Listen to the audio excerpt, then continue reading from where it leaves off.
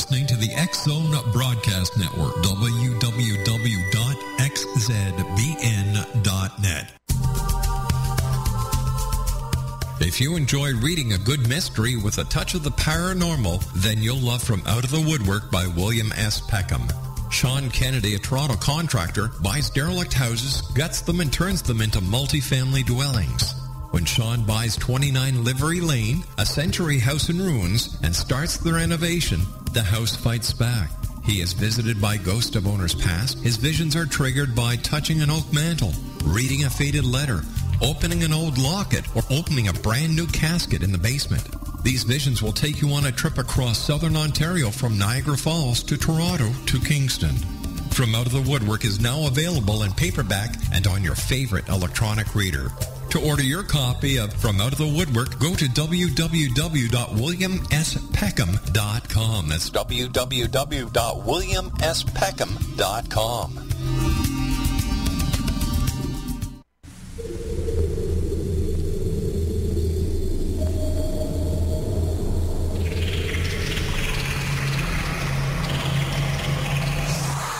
You're listening to the X-Zone Broadcast Network, www.xzbn.net.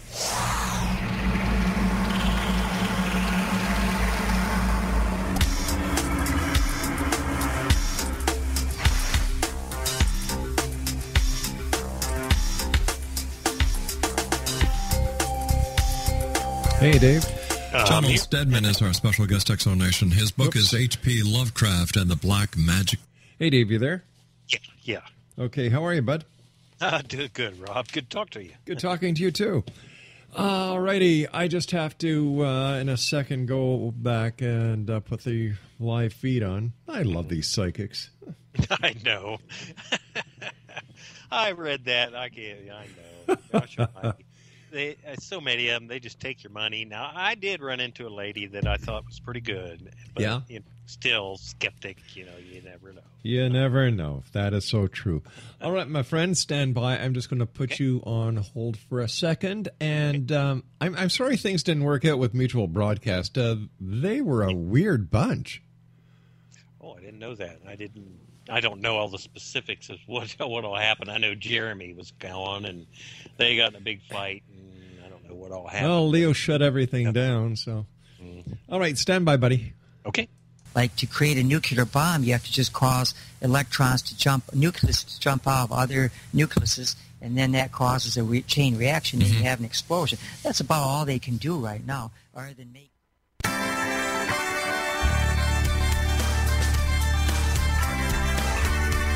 You're listening to the X-Zone Broadcast Network, www.xzbn.net.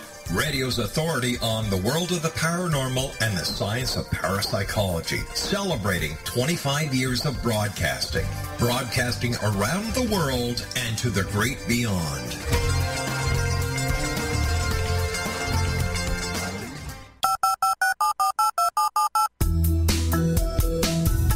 Did you know that when you're on the road with limited data or Wi-Fi, you can still listen to the X-Zone radio show with Rob McConnell, The Science of Magic with Gwilda Wiyaka, High Tech with Corey Kay, and every minute of the 24/7, 365 programming of the X-Zone Broadcast Network by calling 712-432-9459, courtesy of TalkStream Live. No smartphone, app, or internet needed. It saves your data plan, and it's free if you have unlimited minutes. Call 712-432-9459 to listen on any phone, anytime, anywhere. Remember, 712-432-9459 for the best of paranormal, new age, thought-provoking, sci-fi radio programming 24/7, 365.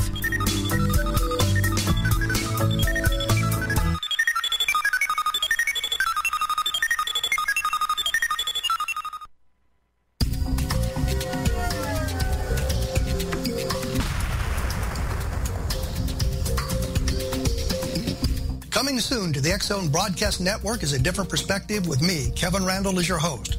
We'll be taking a close look at what is happening in the world of UFOs today with side trips into the paranormal. Guests will range from those who are household names to those who have a different perspective on a variety of topics.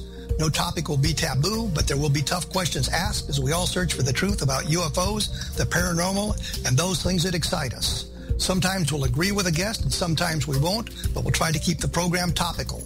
For those of you who would like to read, be sure to visit www.kevinrandle.blogspot.com and remember to listen to the other fine programs on the X Zone Broadcast Network at www.xzbn.net.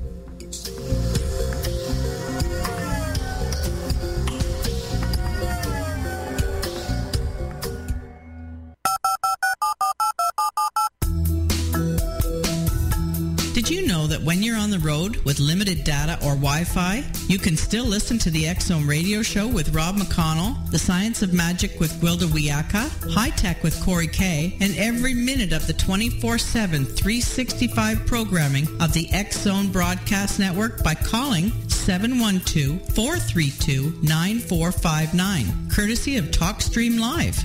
No smartphone, app, or internet needed. It saves your data plan, and it's free if you have unlimited minutes. Call 712-432-9459 to listen on any phone, anytime, anywhere. Remember, 712-432-9459 for the best of paranormal, new age, thought-provoking, sci-fi radio programming 24/7, 365.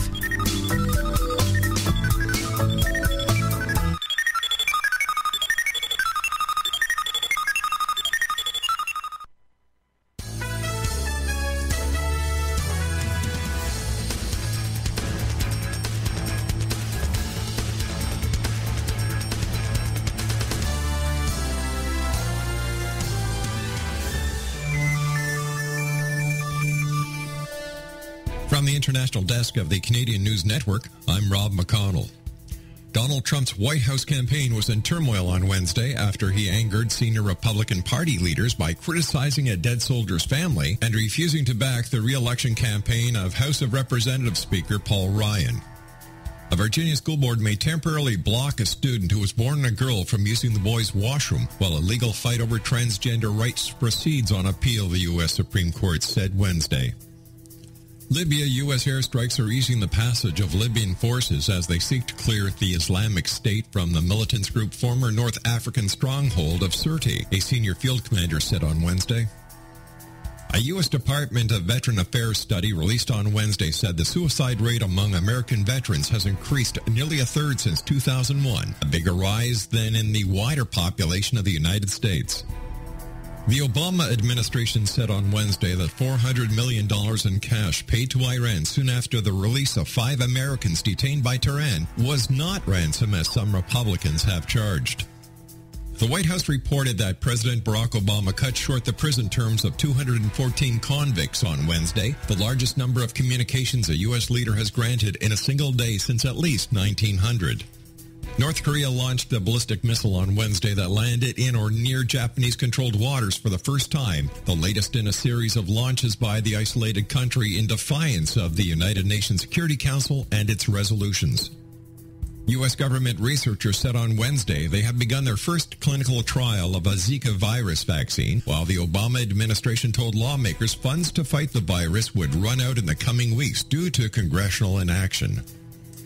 According to Bill Gross, a portfolio manager at Janus Capital Group, investors should cut the risk by placing money in real assets and accept lower returns, given that markets no longer offer double-digit returns in a zero-interest rate environment.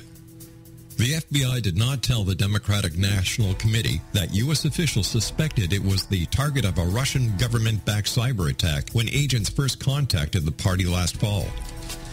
From the International News Desk at the Canadian News Network in Hamilton, Ontario, Canada, I'm Rob McConnell.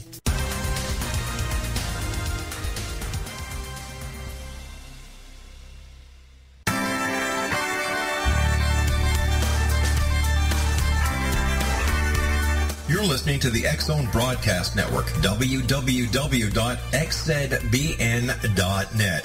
Radio's authority on the world of the paranormal and the science of parapsychology, celebrating 25 years of broadcasting. Broadcasting around the world and to the great beyond.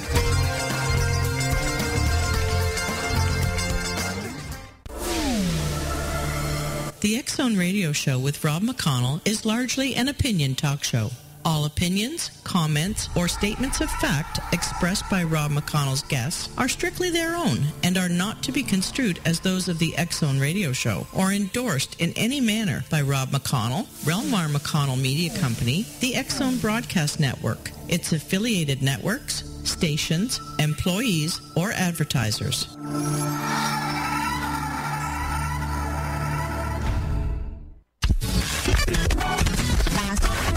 All Hit Radio.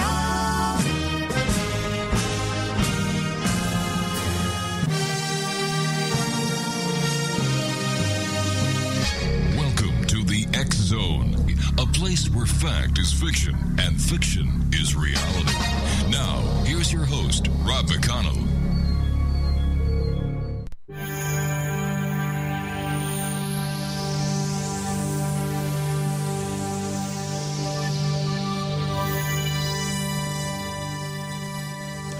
And welcome back, everyone. You know, I nearly started this segment with Another One Bites the Dust. I nearly did, but I decided, nah. Instead, I just wrote something on Facebook, on the X Zone group. And listen, if you'd like to join the X Zone Radio Show Facebook group, all you have to do is go to facebook.com/groups/X Zone Radio Show. We had scheduled a psychic to be on the second segment tonight. Now, Amanda Curran did her job, as she always does, with due diligence, received all the information from the guest. At the designated time, I called the designated number and got the psychic hotline number, left a message, basically saying, you know I was going to call because you're psychic, aren't you? So I apologize. These things happen in real radio. But you know what? You know where I stand on psychics, people. My God, I've been doing the show 25 years. I've had hundreds of psychics on the show. Not once have I had a reading that was remotely close. I mean remotely close. I had a channeler come on the show and tell me that my dead sister was trying to communicate with me, and after 20 minutes of telling me what my dead sister was trying to tell me, I told her that I never had a sister. You know, psychics, how come they're not rich? How come they don't know what the winning lottery numbers are? How come they don't know where the gold is buried? How come they don't know what stocks are going to split? I don't know. But anyway, that was last segment. There we go. I'm sorry, I just don't buy into it. But I do buy into what my guest this hour is going to be talking about. David Schock is with us. And Dave grew up in Dayton, Ohio, not far from the Wright-Patterson Air Force Base. Growing up near Wright-Patterson Air Force Base spurred his interest in UFOs. In 2008, he got more interested as an amateur astronomer, asked this question: why don't we use the technology of today to answer the age-old question, are they real? Dave started a campaign to launch a satellite for UFO research. Dave learned about what it takes to get a satellite up. However, satellites then were too expensive, and he never got it off the ground. Until today, that is. Along came CubeSats. They are cheap and easy to acquire. Dave heard about a group sending up a CubeSat in the name of UFO Research, so he made contact and explained about his past satellite project and his role in the UFO community. Before he knew it, he was on the board with CubeSat For Disclosure. Joining me now is Dave Schock. And Dave, welcome to the X Zone. All right, Rob. Thank you for having me. Great. Tell us about your experiences and why you are so gung-ho on getting to the truth about UFOs. And before you do, last night I had a MUFON UFO director on, a state director, Ken Pfeiffer, who says he doesn't want disclosure because he believes disclosure would ruin everything. Ruin everything? Yeah. Well, a lot of these people make money off this. If disclosure was to happen, boom, there goes a lot of people's big money that they make doing, books, and interviews, TV. Yeah, I could see somebody saying that. I've wondered that because during my progress to get a satellite up during the 2008 time, I had contacted so many people that are in this, and though they'd say, "Oh yeah, that's a great idea, it'd be great to help," but they would throw in on it. They wouldn't help out because It's their bread and butter. Gotcha. So I got a lot of people that just refuse to help because, well, they make money, or they say, well, if you pay me, we'll help you out. No. Follow the money, huh?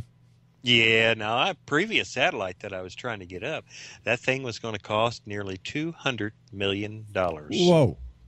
Yeah. There really wasn't much on CubeSats back then, even though the technology was coming along. I had contacted Orbital, and they were going to build the thing, and I had the go from the FAA. I had even throughout the government they was going to let it happen. I had this all set up, but $200 million it wasn't going to fly. Oh my gosh. But along came the CubeSats. These are cheap. You can get kits. Gosh, you can buy a kit for a CubeSat for about $8,000 to $10,000, and then pay for a launch. But we're doing all this for right about $50,000. Right about $50,000. We'll have everything and up in the air and going. So, where did your interest in ufology or UFOs come from, Dave? Well, growing up around Wright-Patterson and all the hoopla that come around from the Roswell, everything was sent to Wright-Patterson. I mean, I was by it all the time. I used to go over there and watch the B-52s take off and land over there when I was growing up, and that was the home of SAC. I mean, that was the big important thing, but it always had me wondering, did they really have the Hangar 18? And then a lot of the shows come out. We had this on remember back, what was it, in the 80s when they had the alien autopsy. Oh my gosh. And then Bob Lazar and a lot of that, that really stirs your interest in it. I mean, was this stuff true? I mean, it was interesting, but it really did stir the interest. But then, right around, I'd say 2005, I really started looking into this, and I joined a few forums and started talking. And right around, I guess, 2007, I said, why in the world aren't we using the technology we got today? We have satellites, and of course, NASA, we can't depend on that, We definitely can't. Do you know, it was in the news, I think it was today, that they are going to cut the feed to the live camera. It's gone as of next month. Why are they doing that? Why are they doing that? Because every time you turn around, it seems they're getting busted. And then they cut the feed. Oops, we lost contact. But they always lose contact when you see something pop into the picture. Could it be that what is being seen by people is being misinterpreted, and it's causing them more grief than it is anything else? Very well, could be. Yeah. Yes, it could be. A lot of people have come forward and say, well, this looks like it could be this anomaly, or, these are people who are trusted in astronomy and stuff and think that this could be just junk, and then here they cut the feed by accident, lose contact. But then again, there's been so many good videos of things that's happened up there that really makes you wonder. So we can't depend on a lot of the satellites out there with their feeds, because you don't know if you're seeing it live or if it is a little pre-recorded when they know something's coming in. So that's why we're going to do this. We're going to do this and let everyone see live what is happening. Who's going to carry the telemetry for you back to Earth? Well, Dave Cote, who's the project manager, he's arranged, he's been taking care of a lot of that, and he has a company that's going to handle our data, but the data costs are going to be around $3,000 a month just to send back our information and pictures. Because what we're going to do is the satellite has a camera on board, and it's going to take a photo every 5 seconds, right? An HD photo. Now the camera we have control of the satellite to be able to aim it to an extent, and there's going to be two cameras, one pointing up, one pointing down. So we take a shot every 5 seconds, and a thumbnail of that is being sent down to save data. And when something is spotted and detected, and Dave has been working on kind of like a motion detection, so when something pops in, we'll know, and then HD photos will be sent down, HD photos instead of the thumbnails. That's to save data costs, because if we send down HD photos every 5 seconds, our data costs would be through the roof. Now, what is going to be the orbital path of the CubeSat? Well, at this moment, I can't tell you, but I kind of think it's going to be in a polar orbit. So it will pass over the U.S. often and all over the world. But it's only going to be up for, in our orbit, we're thinking only 3 months. That's all we're probably going to get. And it also depends on space weather, which people say space weather, what? But that has to do with everything from a solar flares to the way the Earth bulges in the middle. You know, it does actually bulge, the atmosphere does, and it will slow the satellite down. So depending on space weather, we're hoping to get the good 3 months out of it. And then, you know, through that time, we'll have a lot of photos that are going to be taken. So hopefully in that 3 months, we'll see something. So if we don't, you know, maybe we can shed some light on that it really isn't nothing. So we're hoping, you know, see what happens. All right. So what is going to be the altitude of the space cube? Okay, yeah, we're looking at probably now a low Earth orbit. Now, see, low Earth orbit is actually the space station too. That's low Earth orbit, and they're up for anywhere from 200 miles to 250, 260 miles off and on. It's depending. They move it every once in a while to get it back up, and so ours is looking at about 190 miles. We're looking at, and so we'll be up at 190 miles and gradually coming back down till we. Do the final burn up and go. So will your satellite be able to, you know, how does this work with NORAD? You know, you've got something up in the air. Do you have to register everything with NORAD so they get a radar identification off this craft? Well, basically, yes, that is how that works. Everything that's put into space is logged and they know where it is. That's why we won't have any problem with any space junk, things like that. You know, they say so much space junk. Space big place out there, and our chances of hitting anything or any kind of problem is so minute. I mean, I'd win the lottery more chance that it is me hit something with our satellite. Right. So we aren't going to really have a problem with that. But I don't see us having any kind of problem or anything with the satellite at 190 miles. But we're hoping that this can, hey, you never know. We get enough money, maybe there is CubeSat propulsion. We find us some big donor and we put us a little propulsion unit on it, and maybe we can double or triple or stay up for even longer than that. But that space propulsion that's pretty far-fetched. I just don't think we'll raise that kind of money. So we have raised over $30,000 now so far, and we're hoping to get to $50,000. And we have a new campaign going right now on the Indiegogo to try to raise more money to pay for our data costs and a little bit more on our CubeSat so we can maybe add a couple extra little goodies. If this is such a viable entity, how come there's no corporate sponsorship? Yeah, I wish so. I wish we could. I think it has to do with the word UFO. To find corporate sponsorship or someone to step forward who might have some money, and then now their name's going to be associated with looking for UFOs in space. So that's why I don't think we've really. Well, I'm sitting here thinking, well, geez, for the amateur astronomer industry, you know, the telescopes and everything, that would be a given. Binoculars, I'm saying, well, you know, what's the big problem with raising $50,000? Yeah, I understand that. I think we've pretty well tapped out the UFO community. A lot of the big names in the community, and you know, I went to the International UFO Congress, and they actually spoke about our project, and I met everybody, and so many of them have donated. But I think we've kind of tapped out the community that really is into this, and now we need to take this a little farther. We need to find some celebrities to come on board. There's many of them. It's stepped forward on the UFO subject and stated they believe in it or seen them, but. We need them to step forward right now and help support this and get the word out. I'm not asking them to donate a bunch of money. They can donate $1, but just get the word out. Step forward. Sure. Come on, celebrities, someone out there. We need you. But you realize it takes money to make money. Yeah. We're not trying to make money off this at all. Well, you're trying to raise money. Yeah, we're just trying to raise money. Okay, so if you want to raise money, you have to spend money in order to raise money. Yeah. That's true. We have put out some press releases and stuff. We spent money on that. But it seems, I don't know why the mainstream media hasn't really caught on this yet.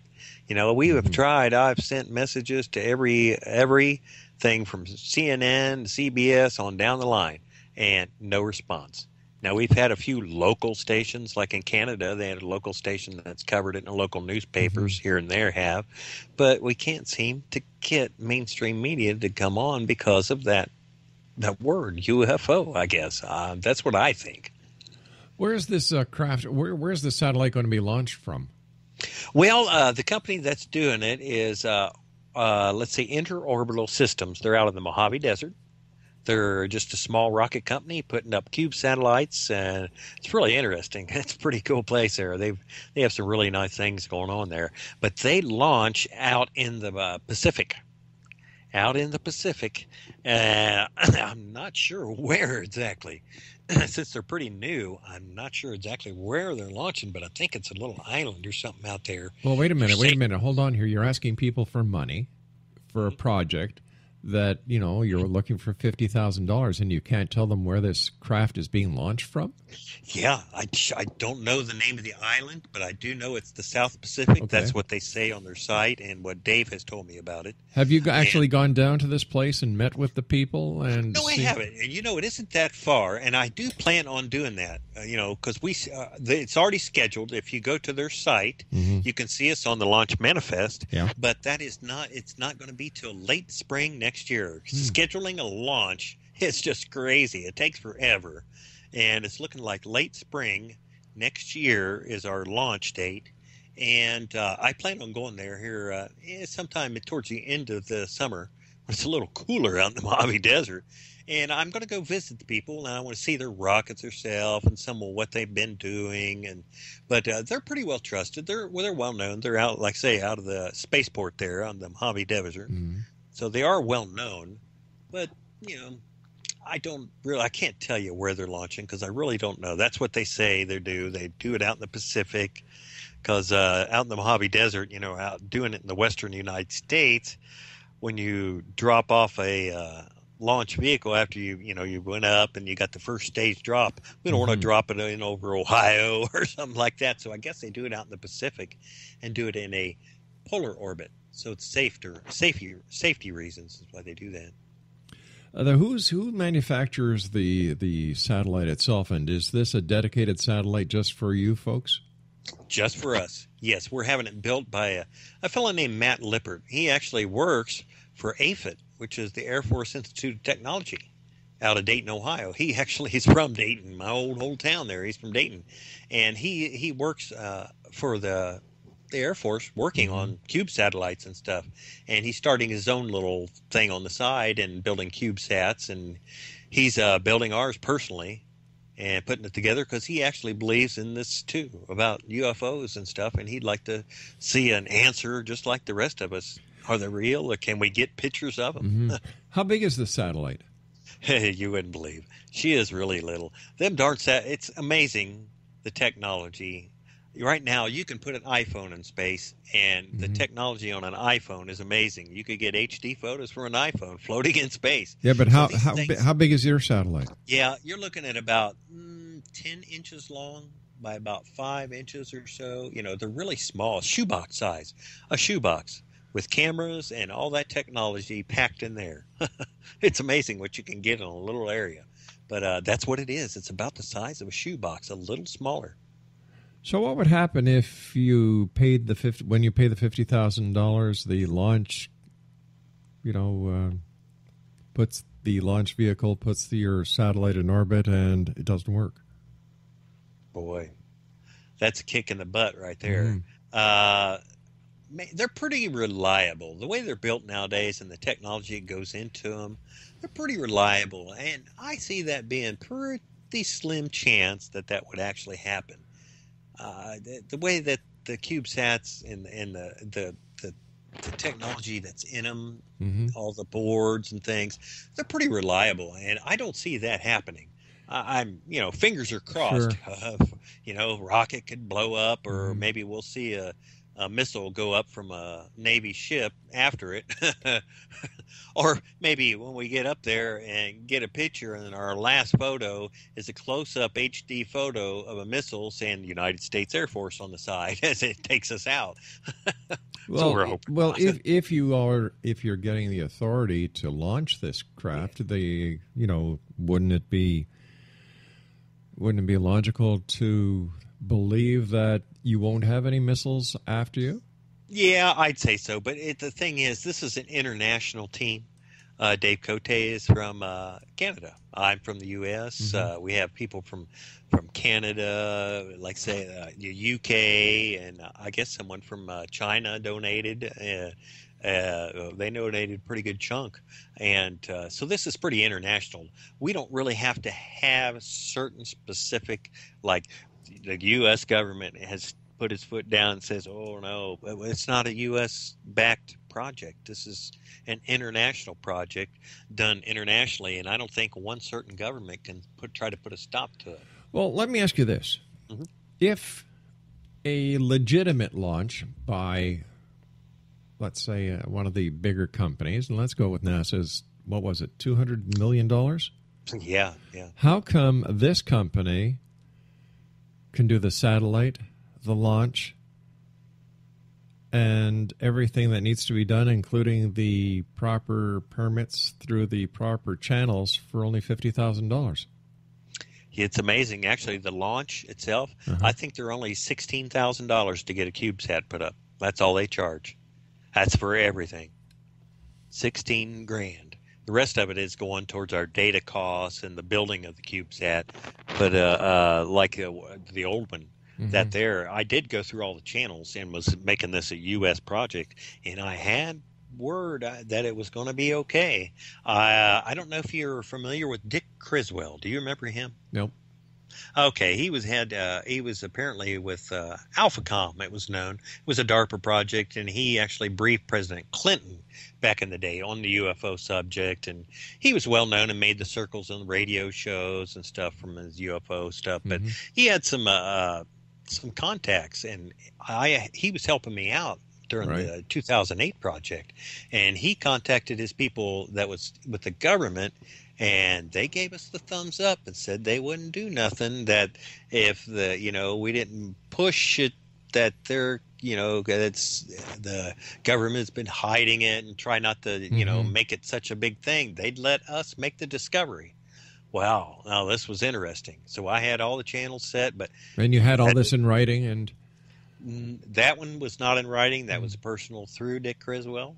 But I had the FAA gave me a thumbs up. Why would the FAA be involved? Yeah, believe it or not, the FAA now handles all space flight, commercial space flight, like putting up people that go to the International Space Station. When they pay money, the tourists that go up, that's all FAA. SpaceX, they have to get FAA approval on every rocket they put up. It's all now, it's through them. Believe it or not. Isn't that because they take off and land within the United States? I don't know exactly why the FAA has to do that. Listen, Dave, we've got to take a short commercial break. Please stand by. Exo Nation. Dave Shock is our special guest. His website is CubeSat.tech, and we'll be back on the other side of this short break as we continue here in the X Zone from our broadcast center in Hamilton, Ontario, Canada. My name is Rob McConnell. Don't go away.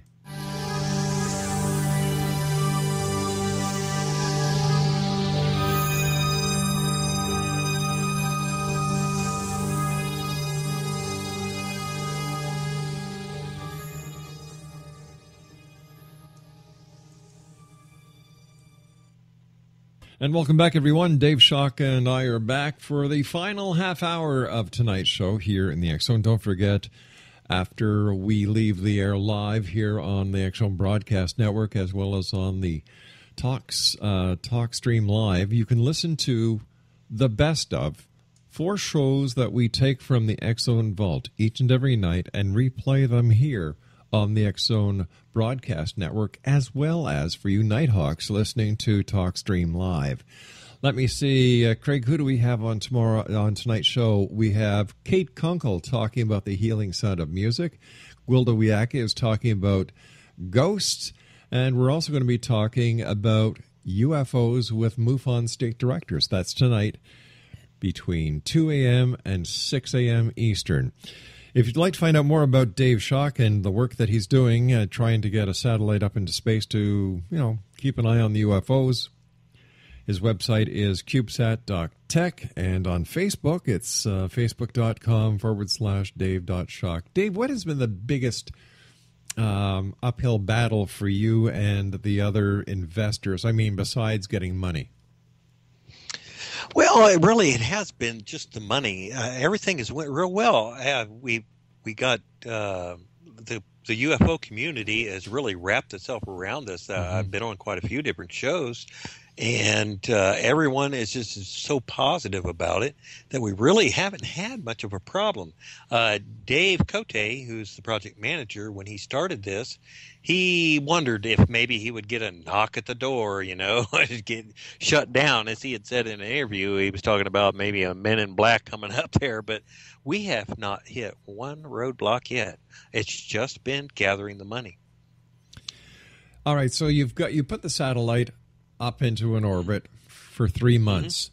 Mm-hmm. The data is going to cost money. Are you going to charge people to watch your data feed? No, actually, every photo that comes down is going to be instantly posted on the site that we're going to have set up. So everyone can look at photos from space and everything instantly will be available to anyone, and they can repost it.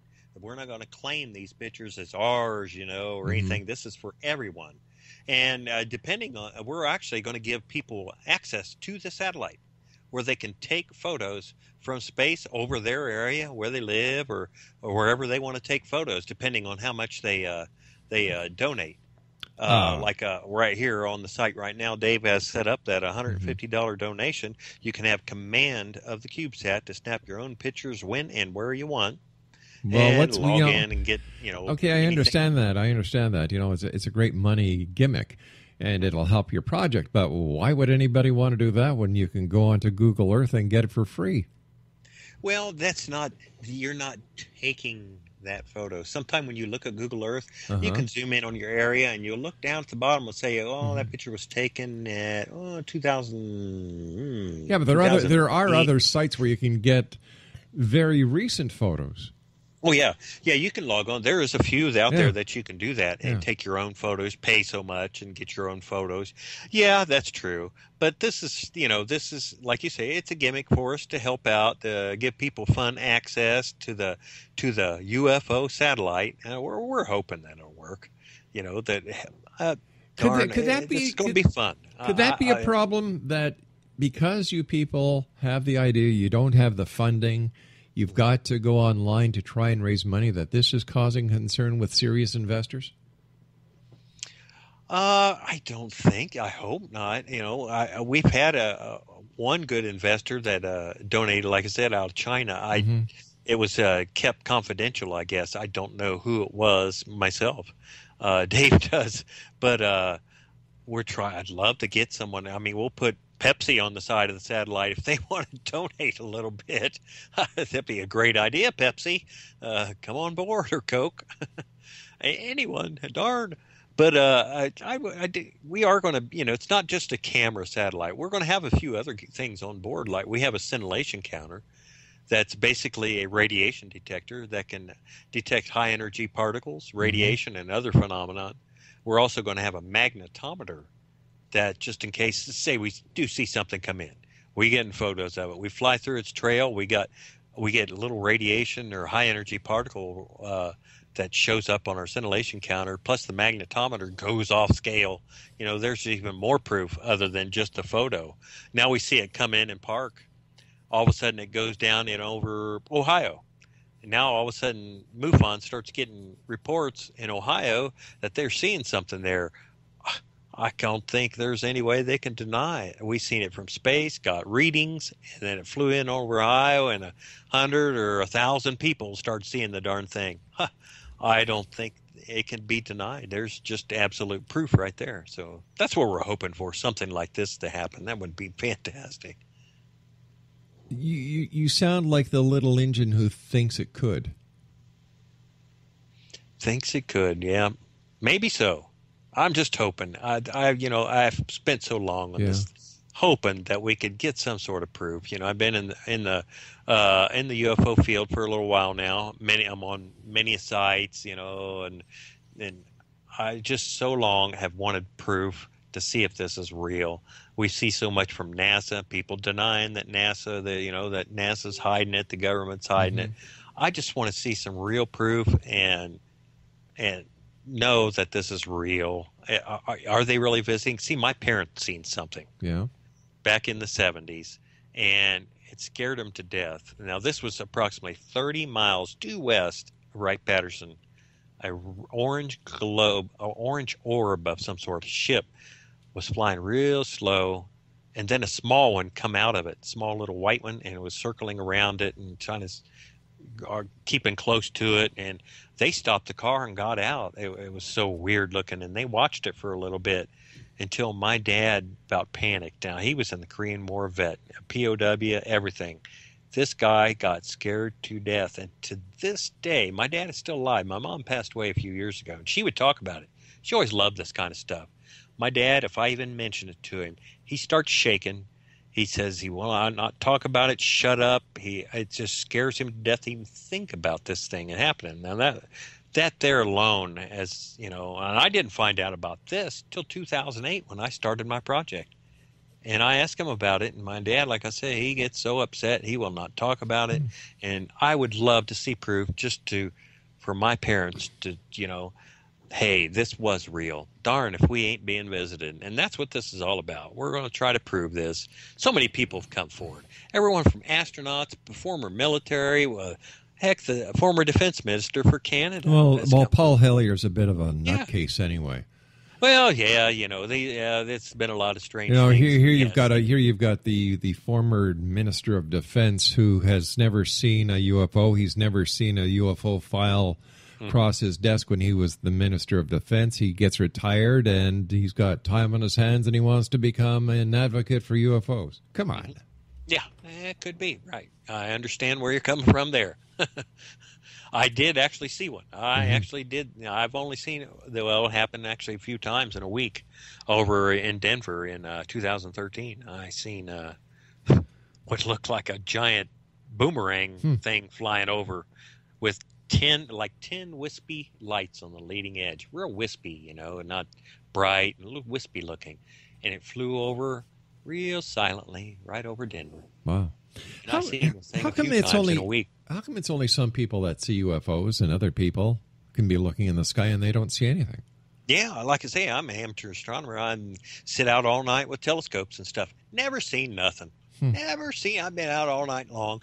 Never seen a thing. But then in 2013, finally, in Denver, I actually seen something. I don't know what it was. It's hard to say, but it was sure interesting. But yeah, I understand. There's some people like, the old farmer down the way. Well, he landed in my field and he assaulted my goat, darn thing. You see that all the time. But never, someone, well, yeah, no, I can't say that. There's been police, this Stevensville incident. I mean, shoot. There was officers, a constable seen it, and many people. There was radar data. And so, gosh, it's time that we do something with the technology we have. Put a satellite up. Let's monitor it. Let's give the people access to it, and we'll sit there and keep watching. So there's a chance. Let's see. I'd love to find out the truth. I don't know if I can put any faith in a $50,000 launch of something that's the size of a shoebox that is going to, I understand that. That's just the way they are nowadays. The CubeSats, do a little research. You'll be amazed at the CubeSats that are being used by the military, by the government, by other countries. Schools are building. Actually, one was just launched from the space station a little while back from a school. Even though they lost contact, it was a bunch of kids that put it together, and something did happen. But that's just the CubeSats are so. Like I say, the iPhones. Look at the iPhone nowadays. The technology in that is amazing. Just think in a shoebox, all that stuff crammed in there. It's amazing the view that you'll get. You'll love it. Once we get let me ask you this. Here's a question that just came to my mind. You said before that there was no propulsion system on the CubeSat because of the extra money involved, right? Right. So how are you going to let people pay $150 to maneuver this craft over a place and take a picture if there's no propulsion? How are you going to get it to move? Ain't that interesting? This is a good question, and here I'll explain this. And that's interesting. Okay, once it's launched, it's released from the rocket. Yeah. Okay, now we're floating free. Mm-hmm. We fire it up. Mm-hmm. Okay, there is no propulsion, but we have what's on board called a 3-axis magnetorquer. Okay, what it does, it interacts with the magnetic field of the Earth, and we can actually orient and move the satellite, not propel it to a different area, but move it in its orbit. That is, we can actually turn it and stuff and aim it in a certain area and keep it oriented through this magnetorquer. And it's interesting how they work. So how are you going to clear this with the different levels of governments around the world that you've got this rogue or a shoebox size satellite that you are taking throughout various parts of the space without causing concerns with the ground systems that are going to be monitoring this? Yeah, I don't think, because it's the way this is done nowadays, space is pretty well called neutral territory, I guess. Except and we can actually, there's countries like the United States that has, they don't like that too well. They say they're doing something secret. They want you to turn off the camera. That's actually called the Remote Landsat Act or something like that. It's real close to that, right? To where they can tell you have to shut off your camera at a time. Yeah, I can understand that for national security. And doesn't it bother you that one of the major investors is Chinese? That China, that is not a friend these days to the United States? Well, I do understand that. Now, according to Dave, it's not, government or anything like that. It's just someone that had a lot of money that is interested in UFOs like there is worldwide. There's so many we've had donations from around the world. It's amazing the countries that's donated to this. And I'd love to see some of the countries that there's a lot of them in South America that have come forward saying they'd like to know more about UFOs. Well, have them donate $1,000 and we'll let you take pictures too.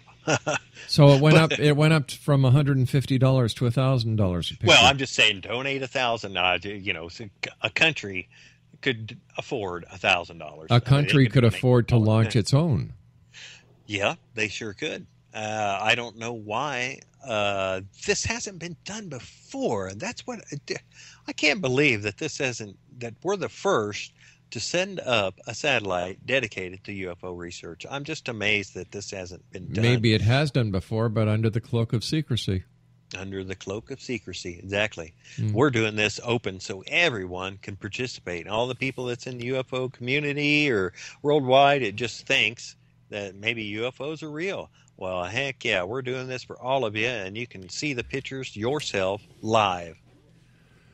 That's what I just love the project. I'm excited. But what happens? What happens? To get me away from my computer. But what happens 3 months down the road? There's nothing. And she crashes back to Earth. We tried. We did try. We have to try. That's the thing. We have to try, or we're doing nothing. We're sitting here, like I said, the farmer down the way seeing a UFO. That's all we have. Darn it, it's time to use the technology we have and give it a try.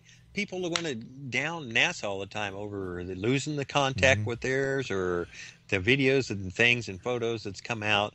Now, okay, let's give it a shot. Okay, the camera that you're going to have on this craft, does it have zoom power to it? No. So it's going to be a fixed...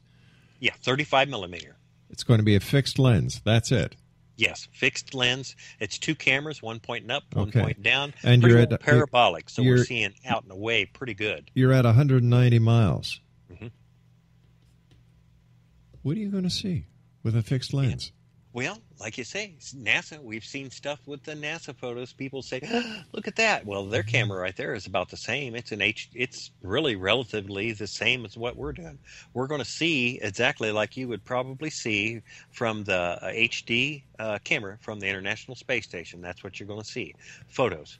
We may see something. But the HD cameras that send the link back to Earth go through a series of processors, amplifiers, and other digital equipment to clean up the feed.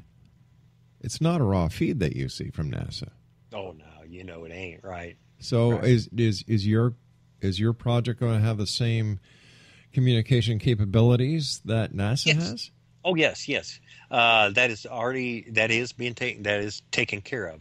Though it's going to be pretty well processed on board. The guy's building it has, because it's that's what he does. He works for the Air Force doing these things, and he's a CubeSat optimizer. He has a board on board that will be processing them and sending them down and storing.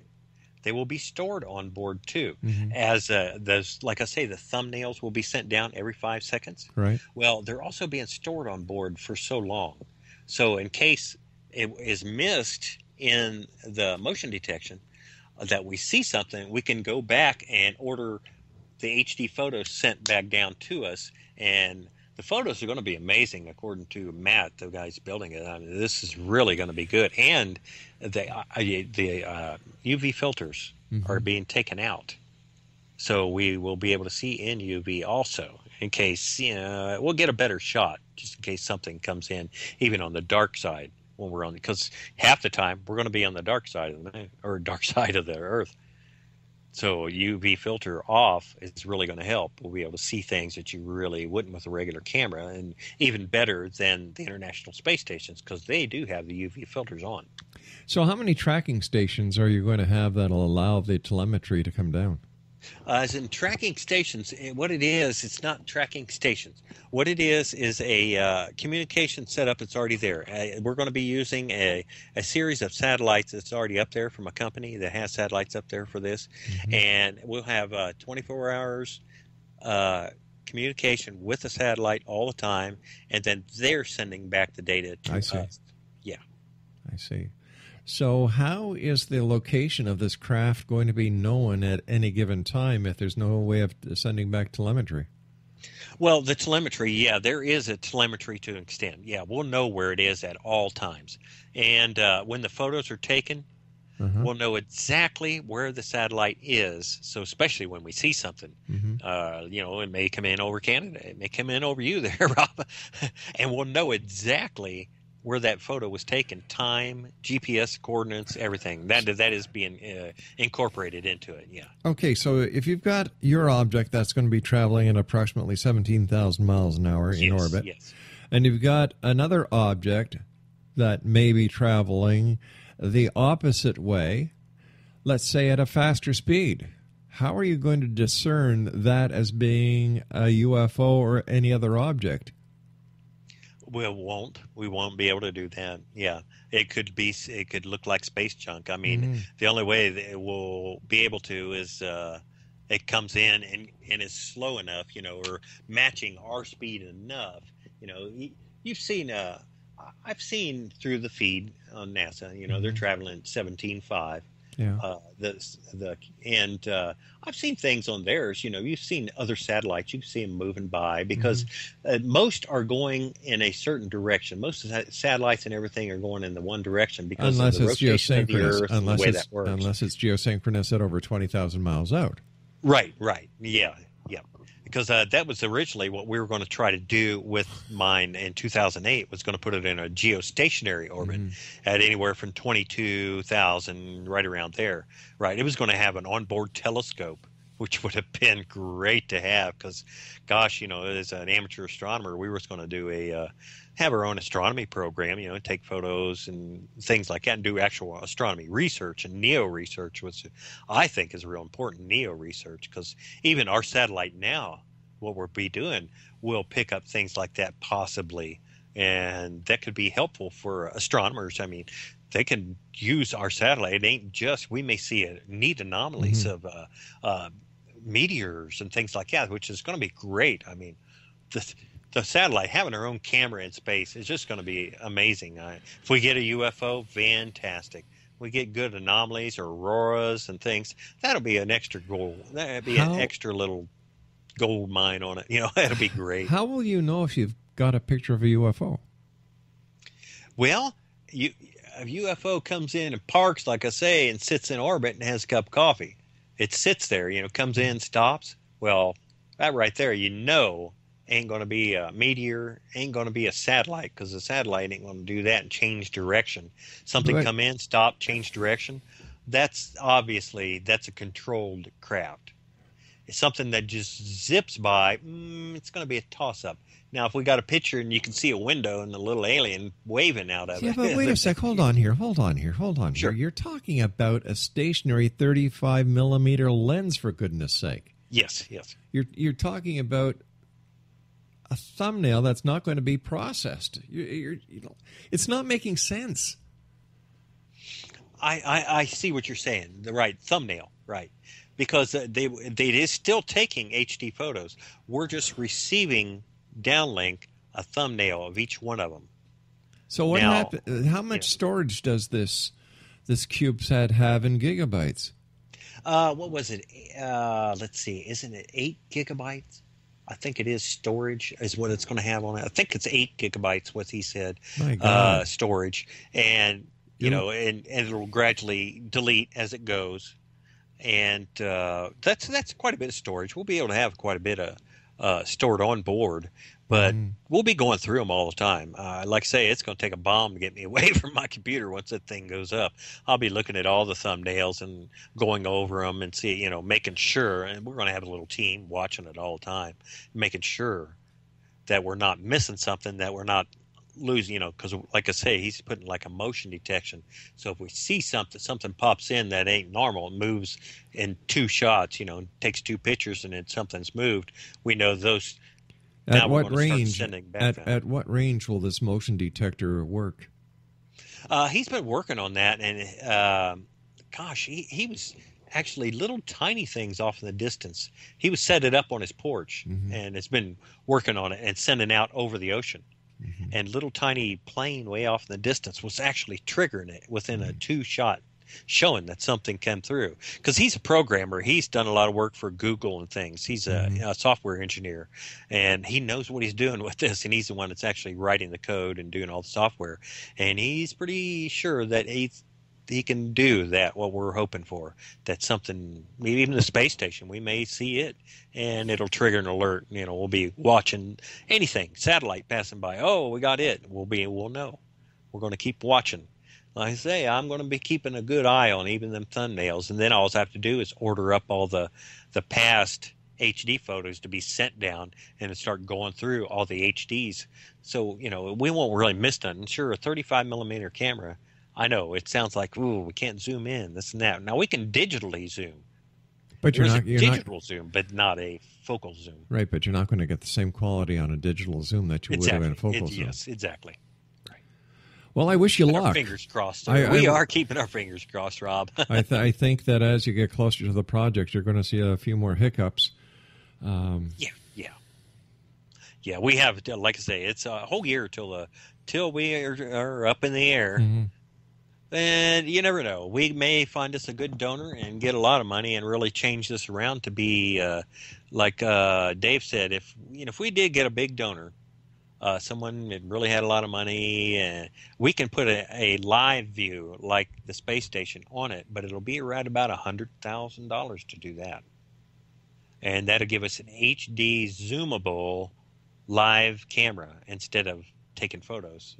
Depending on how much we raise. I mean, we may find a really good donor or someone in Hollywood, or say, hey, man, let's try this. Here's $100,000 or, something. Well, why wouldn't you guys form a corporation, bring it, and do the right things to get it on the stock market? Like, what the hell are you guys waiting for? If you've got such a great idea, the money is there. I just don't understand. You think that would...